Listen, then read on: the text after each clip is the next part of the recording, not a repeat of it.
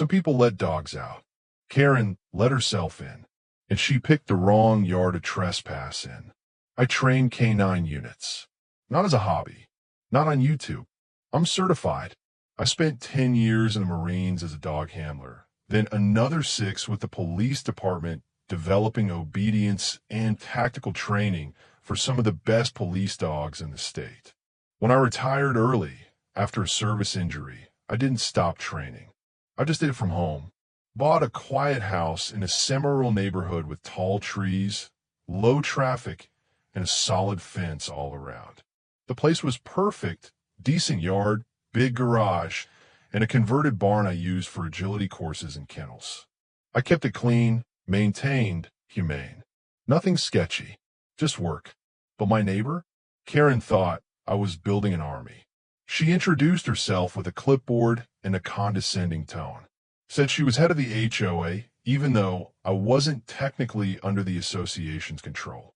My lot sat just outside their jurisdiction, grandfathered in like a landlocked country inside HOA territory. "We like to keep things tidy," she said that first day, eyeing the dog crates stacked by my garage. "Some of the neighbors are concerned about the barking." "It's a training facility," I said, "not a kennel. The dogs don't stay overnight. Only 2 of them are mine." She narrowed her eyes. "Still, you might want to consider making it less visible." I smiled and pointed at my 8-foot privacy fence. That was mistake number 1. I kept things respectful. No loud drills. No night sessions. Always cleaned the yard. But Karen made it her personal mission to dismantle what she called my canine combat zone. She left passive-aggressive flyers in my mailbox, ones meant for HOA members. She called animal control twice. They came, inspected, and left laughing. She filed a noise complaint. Decibel reading? Below limit. So she escalated. It was a Wednesday afternoon. I just finished a drill with Milo and Jax, my 2 personal dogs, both ex-K9s who now help me train the new recruits. I let them cool down in the yard and stepped inside for a protein shake. That's when I heard the bark. Not the sharp, alert kind, but the "oh no you didn't" growl. I walked to the window and froze. Karen was inside my yard. She wasn't just peeking over the fence. She had climbed it using a plastic stepladder from her side and was now standing in my yard holding a laminated paper. The dogs weren't biting. They were doing exactly what they were trained to do: circle, keep distance, and bark to signal intrusion. Karen screamed, holding the paper like a medieval scroll. "I have the right to fine you. You are operating an illegal facility." I opened the sliding door. "Karen, you're trespassing." "This isn't trespassing. It's a compliance inspection." "By who?" "The HOA." "I'm not in the HOA." She blinked. "Well, that's about to change." I whistled once. Milo and Jax fell silent. "Saturday." Karen looked spooked. Are they going to attack?" "No," I said calmly. "They don't attack. Unless I say the word."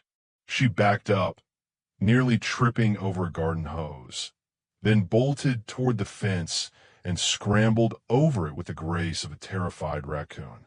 I didn't chase. I did call the police. The responding officer was a former trainee of mine. He took one look at the footage from my security camera and sighed. "She's going to hate this." I pressed charges for trespassing and attempted intimidation. Karen was served a citation that weekend. But she wasn't done.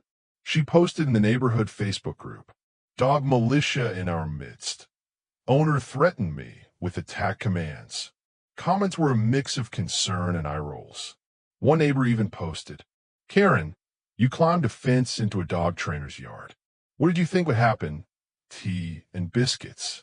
But Karen doubled down, printed a warning, "dog breeding operation," flyer, and dropped copies into every mailbox within a 2-block radius.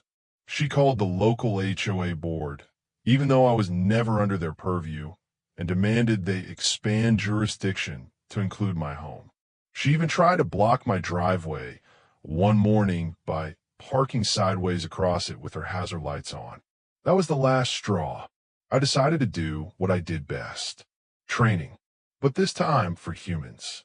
I invited the local police department to host a public demonstration in my yard for National Canine Safety Week. They agreed. The HOA tried to block it. But since I wasn't under their rule and had permits, there was nothing they could do. The flyer went out. Come meet real K9 heroes and learn how these dogs keep our city safe. Families came. Kids came. Even a few skeptical neighbors showed up. I gave a speech about safety, discipline, training. Milo and Jax performed flawlessly. Obedience drills, suspect tracking, and even a simulated takedown using a padded dummy. Guess who showed up last? Karen. She stood behind a crowd, arms crossed, whispering to another woman, until Officer James, my old partner, spoke into the mic. We'd like to thank Mr. Daniels for his ongoing training work. Without him, our dogs wouldn't be half as effective. And also thank you to those neighbors who try to shut this down. You reminded us why this training is necessary, to protect everyone, even from themselves. The crowd chuckled. Karen turned red, then left. The next week, her house went up for sale. The listing? Charming corner lot, quiet neighborhood, no dog noise. I still train dogs, still live on my grandfather's land, still hear the occasional bark echo into the trees. But now when neighbors pass by, they wave. Some even stop to watch the dogs work. A few have asked if their own pups could be trained too. As for Karen, last I heard, she moved to a condo, with no pets allowed, because when you jump a fence into someone else's territory, you'd better hope you don't land in the path of loyalty with teeth.